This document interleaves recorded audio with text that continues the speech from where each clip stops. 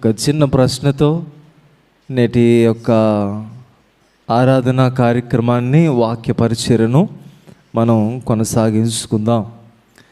మరి ఎంతమందికి తెలుసు బైబిల్ అంటే? మీ చేతుల్లో బైబిల్ ఉందా? చూపించండి. ఓకే, దాంట్లో రెండు భాగాలు ఉన్నాయి. ఒక భాగం పాత నిబంధన, మరి ఒక భాగం క్రొత్త నిబంధన.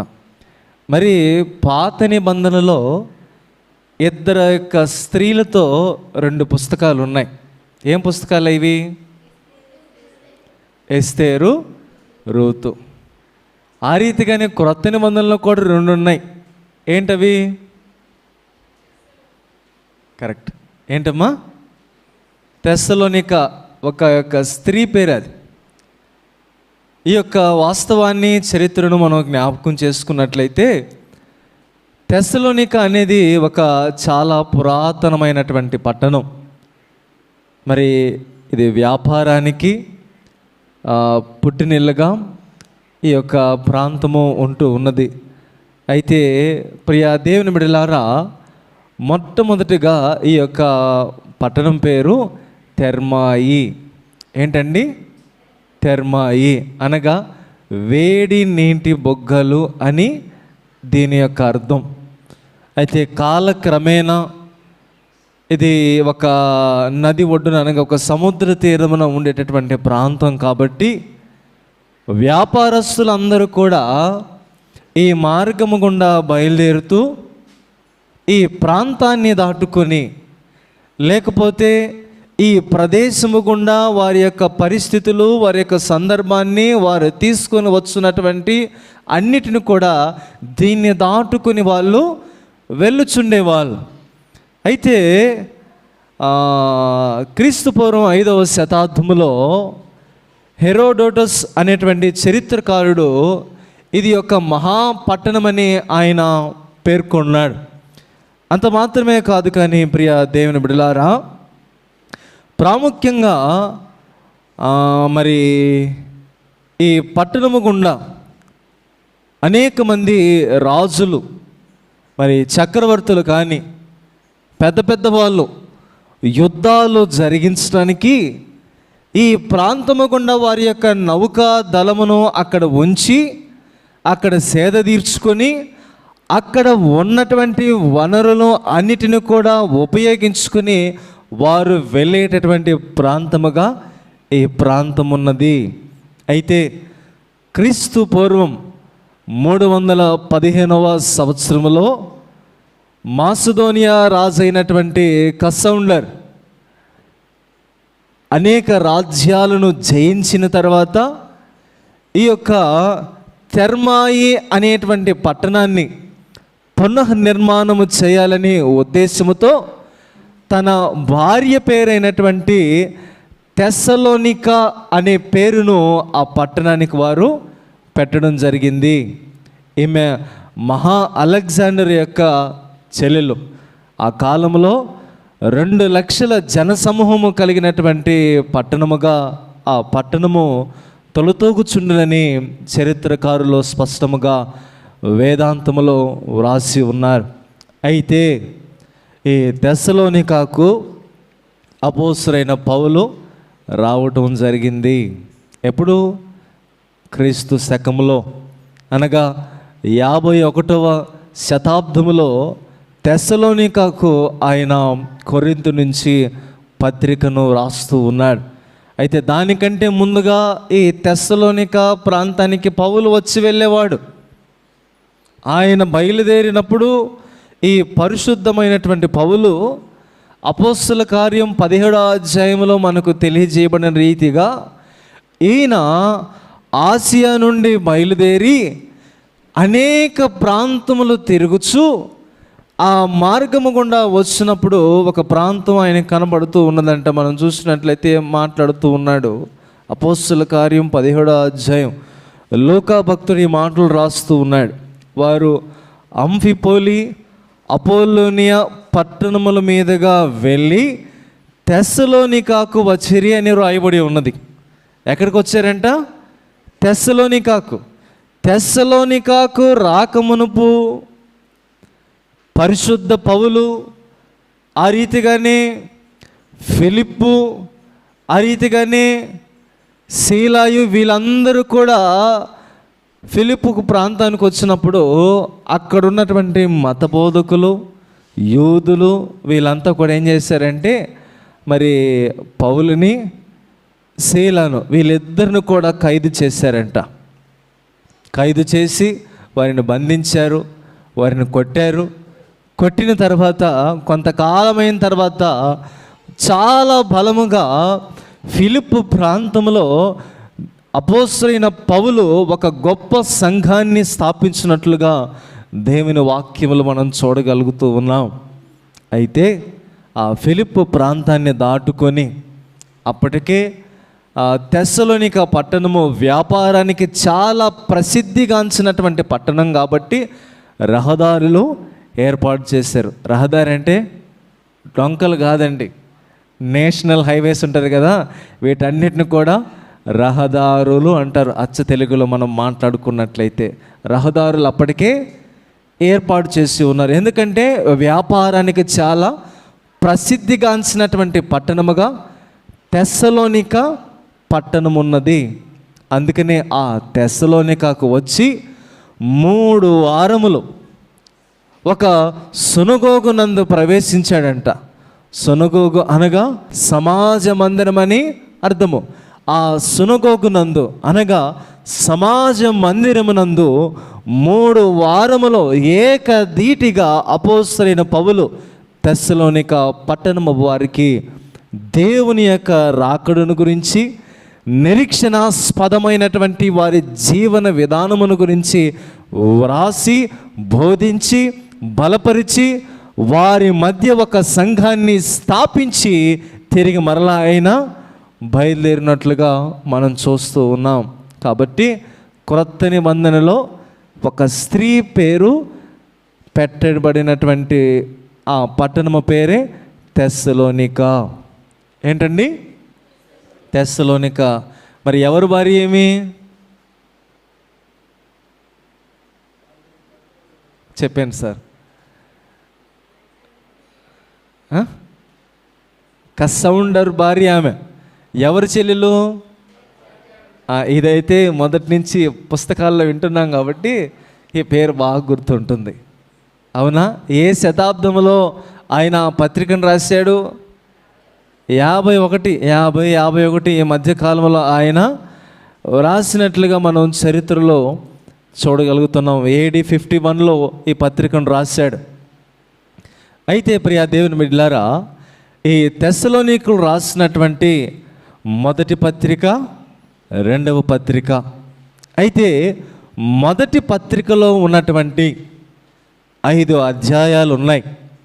మొదటిగా వారిని దేవుడు బలపరుస్తూ యేసుక్రీస్తు నామములో వారికి శుభాభివందనాలు తెలియచేసుకుంటూ వారిని బలపరుస్తూ, నేను చేసిన పరిచర్యను బట్టి దేవుడు నా కోసము అతిశయ కిరీటము ఉంచి ఉన్నాడని చెప్పుకుంటూ, వారు మనుషులు చనిపోతే నిరీక్షణ లేని ఇతరుల వలె వారు ఉన్నారని వారిని దేవుడు బలపరుస్తూ, దొంగ వలె దేవుడు ఈ భూమి మీదకి అకస్మాత్తుగా వచ్చుచున్నాడనేటువంటి వివరణతో ఈ అధ్యాయాన్ని, ఈ గ్రంథాన్ని ఆయన పూర్తి చేస్తూ ఉన్నాడు.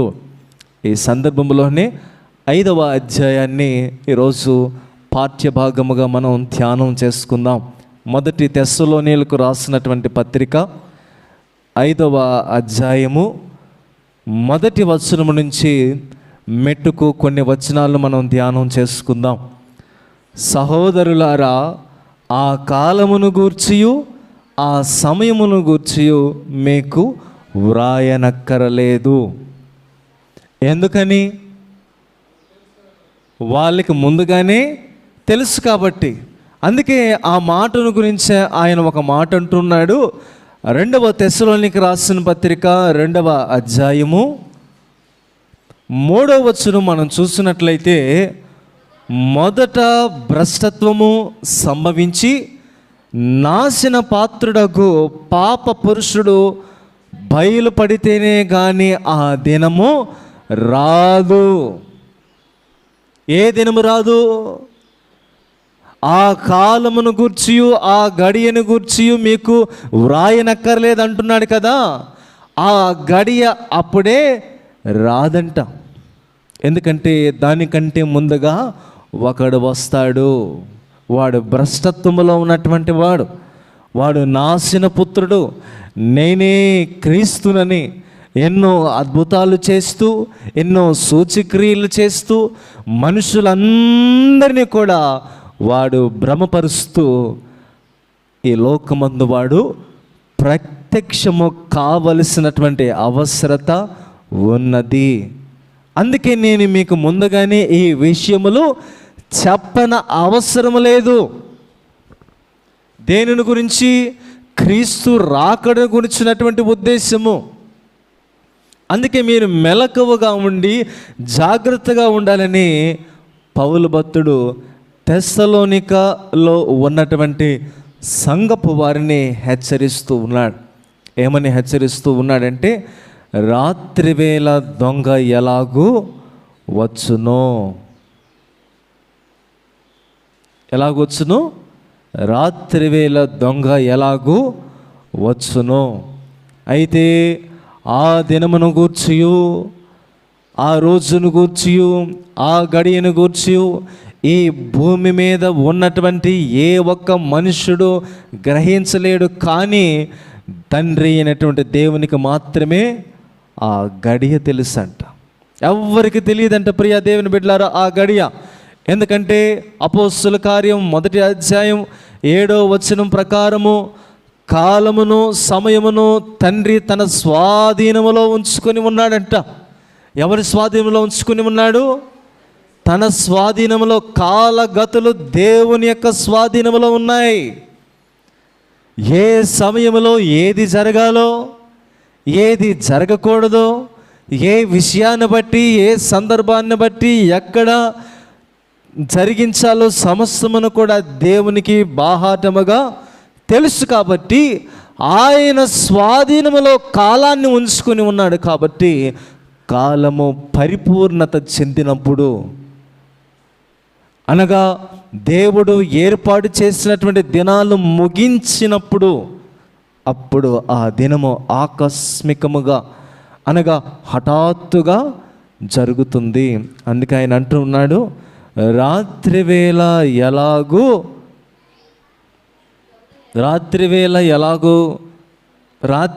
దొంగ ఎలాగూ వచ్చునో అలాగే ప్రభు దినము వచ్చును. రాత్రిపూట ఎవరు వస్తారంట? దొంగ వస్తాడంట. పగటిపూట వస్తాడు ఎవడు? రాడు. ఎందుకని? జనులందరూ కూడా మేలుకొని కుటుంబంలో తలుపులు తీసుకుని అందరూ ఒక్క చోటనే కూర్చుని మాట్లాడుకుంటూ ఉంటారు. కాబట్టి అనగా కిటికీలో జరిగేది, ద్వారము గుండా వచ్చేవాళ్ళు, పక్కన మాటలు అవన్నీ కూడా గ్రహించగలిగినటువంటి మెలకువ స్థితిలో మానవులు ఉంటారు. కాబట్టి అందుకే ఉదయం పూట దొంగ ఎప్పుడు కూడా రాడు. ఎప్పుడు వస్తాడు? రాత్రివేళ వస్తాడంట. రాత్రి అయితే అనుకూలమైన సమయం కాబట్టి, రాత్రి అయితే ప్రజలందరూ కూడా మత్తిల్ని నిద్రపోతుంటారు. కాబట్టి రాత్రిపూట అయితే వారి జీవితాలు అలసిపోయి ఆయాసపడి నెమ్మది పొందుతూ విశ్రాంతిలో మానవులు కొనసాగించబడుతూ ఉంటారు. కాబట్టి అందుకే రాత్రిపూట దొంగ వచ్చినట్లుగా, ఎవరు వచ్చినట్లుగా? దొంగ వచ్చినట్లుగా. అందుకే ప్రకటన గ్రంథంలో ఒక మాట రాయబడి ఉంటుంది. ప్రకటన గ్రంథం 2వ అధ్యాయం 5వ వచనం మనం చూసినట్లయితే, దేవుడు అపోస్తలుడైనటువంటి యోహానుకు పద్మాసు దీపములో తాను చూపించినటువంటి ప్రత్యక్షతను ఆయన ఇక్కడ బయలుపరుస్తూ ఉన్నాడు. నీవు ఏ స్థితిలో నుండి పడితివో అది జ్ఞాపకము చేసుకుని మారు మనస్సు పొంది ఆ మొదటి క్రియలను చేయము. అట్లు చేసి నీవు మారు మనసు పొందితేనే సరి, లేని ఎడల నేను నీ వద్దకు వచ్చి నీ దీపస్తంభమును దాని చోటు నుండి తీసివేయను. ఏమంటున్నాడు? నీవు మారు మనసు పొందితేనే సరి, లేని ఎడల నేను నీ వద్దకు వచ్చి నీకు ఏర్పరిచినటువంటి దీపస్తంభాన్ని తీసివేతును. అనగా నీవు వెలుగు సంబంధాలుగా మారాలని దేవుని యొక్క ఉద్దేశమై ఉన్నది. నీవు మార్పు చెందినవాడు అయితే దేవుని యొక్క కాలము ఎప్పుడు వస్తూ ఉన్నదో, దేవుని రాకడ ఈ భూమి మీదకు వచ్చే సందర్భంలో ఎలాంటి మెలకువ స్థితి కలిగి సిద్ధపాటు కలిగిన మనుషుల వలె నీవు ఉంటావో అట్టి స్థితిని గురించి ఆయన స్పష్టముగా తెలియపరుస్తూ ఉన్నాడు. సిద్ధపాటు లేనివాడైతే నిద్రిస్తూ వెలుగు లేని స్థితిలో నిదానంగా ఉంటాడు. అనగా చీకటిలో ఏం జరుగుతుందో మానవులకి ఎవరికి కూడా తెలియదు కాబట్టి. కానీ వెలుగు సంబంధులైతే ఏం జరుగుతుందో గ్రహించడానికి సిద్ధంగా ఉంటారు. అందుకే మీరేం చేయాలా? మారు మనసు పొందాలి. మారు మనసు అనగా నీ యొక్క పాపాలని ఒప్పుకోవాలి. దేవుని ఎదుట నీవు పశ్చాత్తాపడాలి. ప్రభువా నేను పాపిని అని నీ రొమ్ము కొట్టుకుంటూ ఆకాశం వైపు కనులెత్తి పాపినైన నన్ను కరుణించు ప్రభువా అని నీవు మారు మనసు పొందుతావు. చూసావా? ఆ దినమందు నీ దగ్గర దీపస్తంభము నిలిచి ఉంటుంది. దొంగ వచ్చినట్లుగా నీ జీవితంలోనికి ప్రభువు రాడు. నీ దగ్గర నీ దీపస్తంభము నిలిచి ఉన్నప్పుడు, నీవు మారు మనసు పొంది ఉన్నప్పుడు, దీపస్తంభం అనగా యేసు క్రీస్తు ప్రభుల వారు, నీవు మారు మనసు పొందిన తర్వాత దేవుడు నీకు ఇచ్చేటటువంటి ఒక ప్రకాశమానమైనటువంటి వెలుగది, తేజో మహిమ కలిగినటువంటి వెలుగు. ఆ వెలుగును బట్టి ఆ వెలుగు దేవుని వాక్యమై ఉన్నది. ఏమై ఉన్నదా? ఆ వెలుగు దేవుని వాక్యమై ఉన్నది. మీరు చీకటిలో నడవక ఆశ్చర్యకరమైనటువంటి తన వెలుగులో నడవటానికి దేవుడు తన గుణాతిశయమును బట్టి దేవుడు మిమ్మల్ని పిలుచుకుంటున్నాడని అపోస్తలుడైన పౌలు తెలియచేస్తూ ఉన్నాడు. ఆ ఆశ్చర్యకరమైనటువంటి వెలుగులో మీరు నడవబడాలి అంటే, ఆ వెలుగు మీ యొద్ద నుంచి తీసివేయకుండా ఉండాలంటే మీ హృదయములో ఏం కలగాలి? మారు మనస్సు కలగాలని తెస్సలోనిక సంఘానికి అపోస్తలుడైన పౌలు తెలియచేస్తూ ఉన్నారు. మీరు వ్యాపారంలో బాగున్నారు, ఆస్తిపాస్తుల్లో బాగున్నారు, మీ పట్టణము చాలా అభివృద్ధి పొంది ఉన్నది, మీరందరూ కూడా అభివృద్ధి చెంది ఉన్నారు, కాదంటం లేదు. కానీ వెలుగు మీ యొద్ద ఉండటానికి మీరు అవకాశాన్ని ఇవ్వాలని ఆయన స్పష్టంగా తెలియచేస్తూ ఉన్నాడు. అయితే ఆ మాటలు మనం చూసినట్లయితే ఆయన అంటూ ఉన్నాడు, దొంగ ఎలాగో వచ్చునో అలాగే ప్రభు దినము వచ్చునని మీకు బాగుగా తెలియను. ఏంటి ప్రభు దినం? ఈ యుగ సమాప్త కాలమందు వచ్చేటటువంటి దినమే ప్రభు దినం. దాదాపు 2024 సంవత్సరాల నుంచి బోధించబడుతోంది. ఇదిగో ప్రభు రానై ఉన్నాడు. యూదయలోను, గలిలయలోను, యెరూషలేములోను, నదీ తీర ప్రాంతములోను, అంత మాత్రమే కాదు కానీ అమెరికా నుంచి, కెనడా నుంచి, రష్యా నుంచి, అనేక ప్రాంతముల నుంచి మిషనరీలు బయలుదేరి వారి జీవితాలను త్యాగం చేసుకుని ఈ భారతదేశానికి సువార్తను ప్రకటించారండి. ఏమి రాబోతూ ఉన్నదని? ప్రభు దినం రాబోతూ ఉన్నదని. ఎన్నెన్నో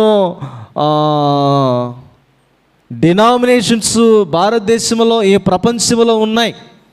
బ్యాప్టిస్ట్ అని, మెథడిస్ట్ అని, సిఎస్ఐ అని, సిఎన్ఐ అని, బ్రదరన్ అని, భక్త సింగ్ అని, ఇండివిజువల్ మినిస్ట్రీస్ అని, మెనోనైట్ బ్రదరన్ చర్చెస్ అని, రకరకాలమైనటువంటి డినామినేషన్స్. ఇవన్నీ కూడా మిషనరీస్ వారి జీవితాలను త్యాగం చేసుకుంటూ అదే సముద్ర తీరాలను దాటుకుని ఈ భారతదేశానికి వచ్చి ప్రకటించారు. అందుకే నవభారత నిర్మాణకుడుగా డాక్టర్ విలియం కేరీ గారు ఈ యొక్క భారతదేశంలో ఒక చరిత్రను సృష్టించినటువంటి వ్యక్తిగా మనం చూడగలుగుతూ ఉన్నాం. ఆ మిషనరీలు స్థాపించిందే అమెరికన్ బ్యాప్టిస్ట్ మిషన్, దాన్నే ABM అంటారు. ప్రియా దేవుని బిడ్డలారా, వారందరూ కూడా స్థాపించారు. అనేక మంది దొరలు ఈ లోకానికి వచ్చారు, ఈ ప్రాంతంలో సేవ చేశారు. బ్లాంచెడ్ దొర కానీ, డాక్టర్ నోల్ కానీ, ఎంతమందో ఈ యొక్క ప్రాంతాలు తిరిగి వారి జీవనాన్ని అంతా కూడా వెచ్చించి స్వార్థను ప్రకటించారు. ఏమని ప్రకటించారంటే, ప్రభు దినము రానే ఉన్నది, అయ్యా అమ్మ మారు మనస్సు పొందండి, దేవుని రాకను గురించి మీరు తెలుసుకోండి, మీ జీవితాలు బాగుండాలి, మీరు ఎత్తబడే సంఘముగా ఉండాలని వారందరికీ దేవుని స్వార్థను ప్రకటించి వారందరినీ కూడా ప్రభు వైపుకు తిప్పారు. ఈరోజు వారి త్యాగమే, వారు నేర్చుకున్న విధానమే మనమందరము కూడా నేడు ఈ సంఘములో చేరి కూర్చుని ఆ ప్రభువుని జ్ఞాపకం చేసుకున్నామంటే దేవుని మహా కృప. కాబట్టి ప్రియా దేవుని బిడ్డలారా, ఆ దినమును గురించి మనమందరము కూడా ఎరిగి ఉండాలని ప్రభు పేరిట నేను మీ అందరికి కూడా తెలియచేస్తూ ఉన్నాను. అయితే మెట్టుకు కొన్ని మాటలు మనం చూసినట్లయితే 3వ వచనంలో మాట రాయబడి ఉన్నది, లోకులు నెమ్మదిగా ఉన్నది, భయమేమీ లేదని చెప్పుకొనుచుండగా గర్భిణీ స్త్రీకి ప్రసవ వేదన వచ్చినట్లు వారి మీదకి ఆకస్మికముగా నాశనము తటస్థించును గనుక వారెంత మాత్రమును తప్పించుకొనలేరు. ఎలాగొస్తుందంట? ఆకస్మికముగా. ఎలాగొస్తుంది? ఆకస్మికముగా అనగా హఠాత్తుగా. అందుకే బైబిల్ గ్రంథంలో ఒక మాట రాయబడి ఉంది. సామెతల గ్రంథము 6వ అధ్యాయము 15వ వచనం మనం చూసినట్లయితే, కాబట్టి ఆపద వారి మీదకి హఠాత్తుగా వచ్చునంట. ఎలాగొచ్చునంట? ఆపద వారి మీదకి హఠాత్తుగా వస్తుంది అనగా దానిని గురించి వారు గ్రహించలేరు. ఎందుకు గ్రహించలేరు అని మనం చూసినట్లయితే, అదే సామెతల గ్రంథము 29వ అధ్యాయము 1వ వచనం మనం చూసినట్లయితే, ఎన్నిసార్లు గద్దించినను లోబడిన వాడు మరి తిరుగు లేకుండా హఠాత్తుగా నాశనమగును. అంటే వీరికి బోధించలేదా? వీరికి చెప్పలేదా? చెప్తూ ఉన్నాం. ఎన్ని సంవత్సరాల నుంచి చెప్తూ ఉన్నామండి? ఎన్ని సంవత్సరాలైంది ఇక్కడ చర్చి స్థాపించి? 20 సంవత్సరాలు. 20 సంవత్సరాల నుంచి ఏ దైవజనుడు కూడా మీకు చెప్పలేదా? అయ్యా ఇది చేయాలి, ఇది చేయకూడదు, ఇలాగుండాలి, ఇలాగ ఉండకూడదని ప్రతి ఒక్కరు కూడా మనందరికీ బోధిస్తూనే ఉన్నారు. ఎన్ని బోధించినప్పటికీ కూడా దేవుని వాక్యం తెలియచేస్తుంది, ఎన్నిసార్లు గద్దించినను లోబడిన వానికి, ఎవరికంట? లోబడిన వాడు మరి తిరుగు లేకుండా హఠాత్తుగా నాశనమగును. అంటే 1 సంవత్సరం బోధించారు, లోబడలేదు. 2 సంవత్సరాలు బోధించారు, లోబడలేదు. నీవు ప్రభు మందిరానికి ఎన్ని సంవత్సరాల నుంచి వస్తున్నావో అన్ని సంవత్సరాలు కూడా మీకు బోధిస్తూనే ఉన్నారు, కానీ లోబడటం లేదు. అందుకే పెద్దలు ఒక మాట చెప్తారు, చింత చచ్చినా పులుపు చావదంట. చింత చచ్చినా పులుపు చావదు. మీరందరూ కూడా చాలామంది అలాంటి వాళ్ళే. నేను అనుకుంటూ ఉన్నాను ఈరోజు చెప్పాలా, చెప్పకపోతే మీరు ఇంకా అట్టి స్థితిలోనే ఉండిపోతారు. మీ జీవితంలో ఇలా ఎన్ని సందర్భాలు ఉన్నాయో ఒకసారి జ్ఞాపకం తెచ్చుకోండి. పులుపు ఇంకా చావల అనగా తీపి. ఏంటి ఆ పులుపు తీపి? ఆశలు. ఎప్పుడైపోతే ఎప్పుడు వెళ్ళిపోదాం, ఏం చేసుకున్నాం, ఒకడు కోడి తెచ్చాడని, ఒకడు మేక తెచ్చాడని, ఒకడు చేప తెచ్చాడని ఆశ. అరే ఇంటికాడ నేను వండొచ్చాని, పిల్లి ఏమైనా మూతి పెట్టద్దా అని ఒకడు, అవునా, కోడి ఏమన్నా వచ్చి ఎగిరి దన్నేస్తుంటుందా అని ఒకడు, తలుపేసానా వేయలేదని ఇంకొకరు, మూత పెట్టేనా పెట్టలేదని ఇంకొకరు. చూసారా ప్రియా దేవుని బిడ్డలారా? ఏమీ లేదు, దేవునికి లోబడే మనస్తత్వం మానవునికి లేదు కాబట్టి వీరి ధ్యాస అంతా కూడా ఎక్కడున్నదంట? వారి ఇంటిలో ఉండే కూరల మీద ఉన్నదంట. అందుకే వీళ్ళందరికీ ఎలాగొస్తుంది?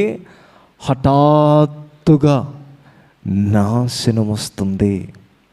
అందుకే జాగ్రత్తగా ఉండాలి మన జీవితంలో ఎప్పుడు కూడా. ప్రియ దేవుని బిడ్డలారా, మనం ఎప్పుడైతే జాగ్రత్త కలిగి ఉండకపోతే మన జీవితంలో కూడా అకస్మాత్తైనటువంటి సందర్భాలు వస్తూ ఉంటాయి. మనం కలగంటామా? ఇప్పుడు ప్రయాణం అయిపోతూ ఉంటాం, యాక్సిడెంట్ అవుతుంది, మనం కలగంటామా? కలగను. ఎందుకని? అకస్మాత్తుగా అది జరిగిపోతుంది కాబట్టి. ఎవరికి జరుగుతాయి ఈ ఆపదలన్నీ కూడా? దేవుని విషయమై నిర్లక్ష్య ధోరణి కలిగి ఉంటారు చూసారా, వీళ్ళందరికీ కూడా అకస్మాత్తుగానే జరుగుతూ ఉంటాయి. రే బిడ్డ, నేనున్నా, చూడు నా సైడ్ చూడు, నేనున్నా, తప్పించాను కదా, జాగ్రత్త. ఇంకొకసారి నీ జీవితంలో హఠాత్తు పరిమాణాలు చోటు చేసుకోకుండా జాగ్రత్త పడని దేవుడు హెచ్చరిస్తూ ఉన్నాడు. తర్వాత ఆయన అంటూ ఉన్నాడు, ఆకస్మికముగా అనగా నాశనము తటస్థించును. ఏం తటస్థించునంట? నాశనము తటస్థించును. ఫిలిప్పీలకు రాసిన పత్రిక 3:19 మనం చూసినట్లయితే, నాశనమే వారి అంతము, వారి కడిపే వారి దేవుడు అంట. ఏమంటున్నాడు? నాశనము వారి అంతము, వారి కడిపే వారి దేవుడు. అంటే చివరికి మిగిలేది ఏంటి? వారి నాశనము వారికి అంతాన్ని మిగిలిస్తుంది. అందుక దాని తర్వాత ఆశీర్వదించబడినటువంటి స్థానాన్ని మానవుడు నోచుకోలేడు. ఎందుకంటే దేవుని వాక్యానికి ప్రజలు లోబడనొల్లనటువంటి ప్రజలుగా ఉండిపోయారు కాబట్టి, ప్రభువు దినము గురించి వారు ఎరుగలేకుండా ఉన్నాను కాబట్టి. అందుకే నాశనం ఎలాగొస్తుందంట? ఆకస్మికముగా వస్తూ ఉందంట. అందుకే దేవుడు ఈ లోకమందు ప్రజలందరికీ కూడా దేవుని వాక్యాన్ని బోధించాడు, అనేకమైన విషయాలు తెలియచెప్పాడు. వారందరినీ కూడా దేవుడు భద్రపరిచాడంట. కానీ ఆయన ఈ లోకాన్ని వెడలిపోయిన తర్వాత, లేకపోతే పునరుద్ధానుడై ఈ భూమి విడిచి ఆరోహణమైన తర్వాత, నాశనం పుత్రుడికి మాత్రమే నాశనం కలుగుతుంది. వాడి జీవితము అంతమైపోతుందని యోహాను సువార్తలో వ్రాయబడి ఉన్నది. ఏం జరుగుతుందంట? నాశన పుత్రుడు తప్ప మరి ఎవడును కూడా నశించిపోడంట. ఎవడు నాశన పుత్రుడు? అపవాది. ఎందుకంటే దేవుని గురించి ఎరిగి కూడా వాడు నిర్లక్ష్యముగా వాడి జీవితాన్ని వాడు గడుపుకుంటూ వస్తూ ఉంటాడు. కాబట్టి మనమైతే దేవునిని ఎరిగిన పిల్లలమై ఉన్నాం కాబట్టి, దేవుని వారసత్వములో మనం ఉన్నాం కాబట్టి, దేవుని వాక్యము చేత అనుదినము కూడా మనల్ని మనం భద్రపరుచుకుంటున్నాం కాబట్టి, నాశనము మన జీవితం మీద ఏమాత్రము కూడా ఏలుబడి చేయదు. అట్టి నాశనము మన జీవితాన్ని తటస్థించదని ప్రభు పేరట నేను మీకు తెలియపరుచుకుంటూ ఉన్నాను. 2 మాటలు మనం చూసినట్లయితే అక్కడ ఒక మాట రాయబడి ఉన్నది. ప్రియా దేవుని బిడ్డలారా, మరి 4వ వచనములో, సహోదరులారా, ఆ దినము దొంగవలే మీ మీదకు వచ్చుటకు మీరు చీకటిలో ఉన్నవారు కారు. ఎక్కడున్నవారు కారు? చీకటిలో ఉన్నవారు కారు. ఎందుకంటే ఇదివరకే నేను మిమ్మల్ని అందరినీ కూడా నా వెలుగులోనికి రమ్మని నేను మిమ్మల్ని పిలుచుకుని ఉన్నాను.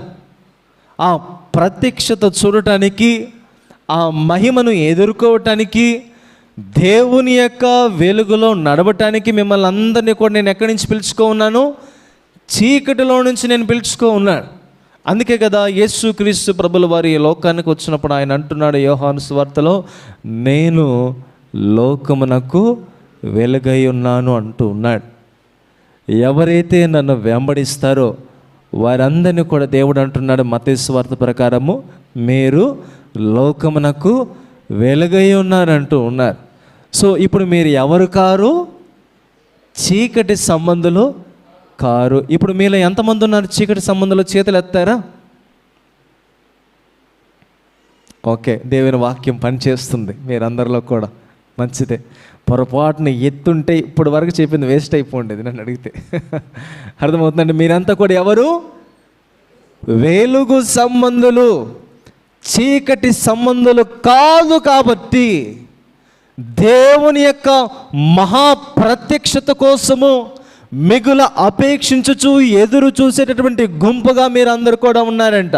అందుకే ఆ మాటను తీతు భక్తుడు ఈ విధంగా రాస్తూ ఉన్నాడు. తీతు రాసిన పత్రిక 2వ అధ్యాయము 13వ వచనం మనం చూసినట్లయితే, అనగా మహాదేవుడును మన రక్షకుడునైన యేసుక్రీస్తు మహిమ యొక్క ప్రత్యక్షత కొరకు ఎదురు చూచుచు ఈ లోకములో స్వస్థ బుద్ధితోనూ నీతితోనూ భక్తితోనూ బ్రతికుచుండవలెనని మనకు బోధించుచున్నది. దేనికోసం ఎదురు చూస్తూ ఉన్నారంట? యేసుక్రీస్తు మహిమ యొక్క ప్రత్యక్షత కొరకు. దేనికోసము? యేసుక్రీస్తు మహిమ యొక్క ప్రత్యక్షత అనగా ఆ మహిమను కొలవలేనటువంటి స్థానంలో మనమందరం కూడా ఉన్నాం. అంటే ఆ మహిమ యొక్క ప్రత్యక్షతను చూడాలంటే మనం పరిశుద్ధపరచబడాలి, ఎదురు చూసే వారంగా ఉండాలి. ఎలాగైతే బుద్ధి కలిగిన కనిలు తమ యొక్క దివిటిలో నూనెను సిద్ధపరుచుకున్న రీతిగా మనమందరము కూడా మన జీవితంలో దేవుని వాక్యాన్ని, పరిశుద్ధతను, నీతిని, విశ్వాసమును, ఇంకా ఇవన్నిటిని కూడా ఏం చేసుకోవాలి? భద్రపరచుకోవాలని పౌలు యొక్క ఉద్దేశమై ఉన్నది. వాస్తవమే కదా ప్రియ దేవుని బిడ్డలారా? ఒకవేళ మనం భద్రపరచుకోకపోతే ప్రత్యక్షతను మనము ఎదుర్కోలేం. మనం అనుకుంటాం ఏముందలే, ఈజీగా ఎదుర్కోవచ్చు కదా అని. మీరు ప్రకటన గ్రంథం కరెక్ట్గా అర్థం చేసుకున్నట్లయితే ఒక మాట ఆయన రాస్తాడు. ఏమని రాస్తాడంటే, నేను ఆత్మవశుడునై పద్మాసు దీపములో పడి ఉండగా దేవుని యొక్క ప్రత్యక్షతను చూచినప్పుడు, ఆయన చూచినప్పుడు నేను చచ్చిన వాని వలె పడి ఉన్నాడంట. ఎలా ఉన్నాడంట? చచ్చిన వాడి వలె పడి ఉన్నాడంట. ఆయనతో తిరిగిన శిష్యుడు, ఆయన ద్వారా పాదాలు కడిగించుకున్నటువంటి శిష్యుడు, ఆయన గురించి బోధించినటువంటి శిష్యుడు, ఈ భూలోకాన్ని తలకిందులుగా చేస్తానన్నటువంటి శిష్యుడు, ఉరిమిడి వాడుగా ఉన్నటువంటి శిష్యుడు, ఆయన ప్రియ శిష్యుడైనటువంటి ఆ యోహాను ఎలాగున్నాడంట? ఆయన ప్రత్యక్షతను చూచి చచ్చిన వాడి వలె ఉన్నాడంట. అంత పరిశుద్ధంగా ఉన్నవాడే దేవుని యొక్క ముఖ తేజస్సును అనగా ఆ కాంతిని అనుభవించినప్పుడు, ఎప్పుడు అనుభవించినప్పుడు, ఆయన ఎక్కడో ఉంటే ఈయన ఈ భూమి మీద ఉంటే ఆ ప్రత్యక్ష యొక్క ఆత్మ వశంలోనికి వెళ్ళినప్పుడు ఆ ప్రత్యక్షత చూసి ఇతను చచ్చిన స్థితిలో ఉంటే, యేసుక్రీస్తు యొక్క మహిమ యొక్క ప్రత్యక్షతను మనం ఎదుర్కోవాలనుకున్నప్పుడు మనమెంత ఇంకా నిబద్ధత కలిగి ఉండాలో ఒకసారి జ్ఞాపకం తెచ్చుకోండి. అందుకే నీతిని, భక్తిని, ఇంకా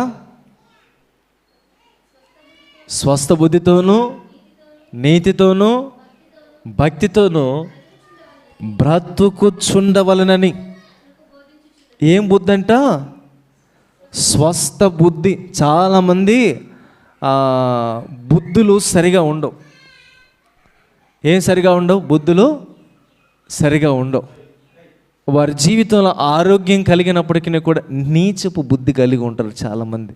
అనగా కృతజ్ఞత లేని స్వభావం.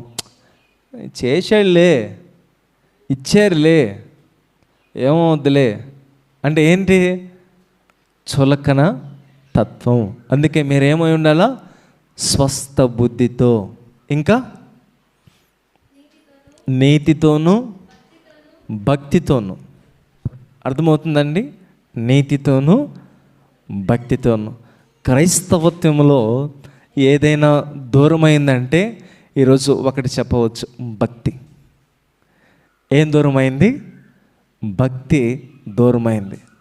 ఈ భక్తి దూరం అయిపోయింది కాబట్టి నేడు చాలా సంఘాల్లో కొట్టుకుంటున్నారండి. అవునా? సో మనం ఏ ఫోన్ ఆర్డర్ చేసినా ప్రతి డినామినేషన్లో ఎందుకు కొట్టుకుంటున్నారు? సేవా తాత్పర్యాన్ని మానవులు మరిచిపోయి దేని కొట్టుకుంటున్నారు? భక్తిని మీరి ప్రదర్శిస్తూ ఉన్నారంట. అర్థమవుతుందా? అందుకే మీరేం చేయాలా? భక్తితోనూ నీతితోనూ స్వస్థ బుద్ధితోనూ మిమ్మల్ని మీరు భద్రము చేసుకోవాలి, అనగా మిమ్మల్ని మీరు కాపాడుకోవాలి, జాగ్రత్త పరచుకోవాలి మీ జీవితాలని. ఎందుకంటే దేవుడు మహాప్రత్యక్షతతో ఆకాశం మండలము మీదకి మేఘారుహుడై ఆయన అకస్మాత్తుగా ఆయన రానై ఉన్నాడు. కాబట్టి అందుకే మీరు చీకటి సంబంధులు కాక వెలుగు సంబంధుల వలె ఉండాలని అపోస్తలుడైన పౌలు యొక్క ఉద్దేశమై ఉన్నది. ఎవరంటే మీరందరూ కూడా వెలుగు సంబంధులము.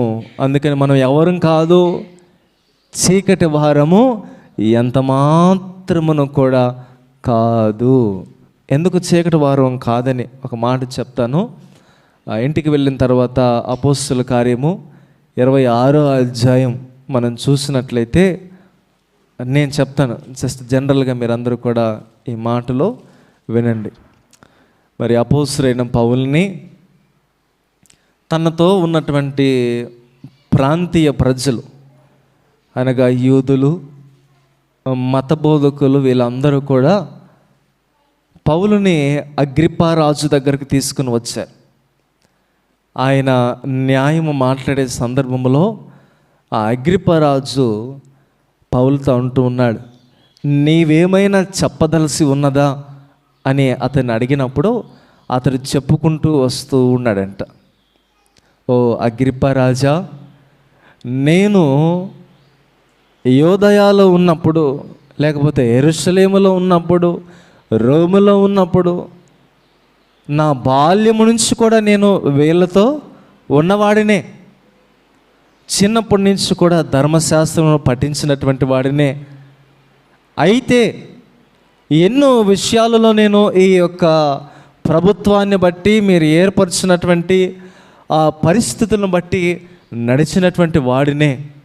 కానీ ఒకరోజు నేను ప్రయాణమై దమస్కు మార్గము గుండా నేను ప్రయాణమై వెళ్తున్నప్పుడు ఒక వెలుగు నాకు ప్రత్యక్షమైనప్పుడు నేను కూడా పడిపోయి ఉన్నాను. ఆ యొక్క స్వరము నాకు వినబడుతుంది. ఏమని వినబడుతుందంటే, సౌలా సౌలా నీవేళ నన్ను హింసించుచున్నావు అని హెబ్రీ భాషలో నాకు ఒక స్వరం వినబడగా, నేను ఆ స్వరాన్ని విని కళ్ళన్నీ కూడా గుడ్డితనములోనికి నావి వెళ్ళిపో ఉన్నాయి. అప్పుడు నేను, ప్రభువా నీవెవడవని నేను అడుగగా, నీవు హింసించుచున్న యేసును నేను ఆయన అంటూ ఉన్నాడు, మునికాళ్ళతో కాళ్ళను గుద్దుకున్నట్టు నీకు న్యాయమా? నీవు ఆ రీతిగా నా యందు నీవు ప్రదర్శిస్తున్నావు అని కొన్ని మాటలు చెప్పుకుంటూ వస్తూ ఉన్నాడు అగ్రిప్పా రాజుకి. అలా చెప్పుకుంటూ వచ్చినప్పుడు ఒక మాట రాయబడి ఉంది. 18వ వచనం మనం చూసినట్లయితే, నీవు నన్ను చూచి ఉన్న సంగతిని గూర్చియు, నేను నీకు కనబడబోవు సంగతిని గూర్చియు, నిన్ను పరిచారకునిగా సాక్షిగాను నియమించుటకై కనబడి ఉన్నాను. ఎందుకు కనబడి ఉన్నాడంట? పరిచారకునిగాను సాక్షినిగాను చేయుటకు నీకు కనబడి ఉన్నాను. నీవు లేచి నీ పాదములు మోపి నిలువుము. నేను ఈ ప్రజల వలన అన్యజనుల వలనను హాని కలుగకుండా నిన్ను కాపాడేదను. వారు చీకటిలో నుండి వెలుగులోనికి, సాతాను అధికారము నుండి దేవుని వైపునకు తిరిగి నా యందలి విశ్వాసము చేత పాప క్షమాపణను పరిశుద్ధపరచబడే వారిలో స్వాస్థ్యమును పొందినట్లు వారి కన్నులు తెరచుటకై నేను నిన్ను వారి యొద్దకు పంపెదనని చెప్పెను. దేనిలో నుంచి అంట? చీకటిలో నుండి వెలుగులోనికి, అంధకారములో నుండి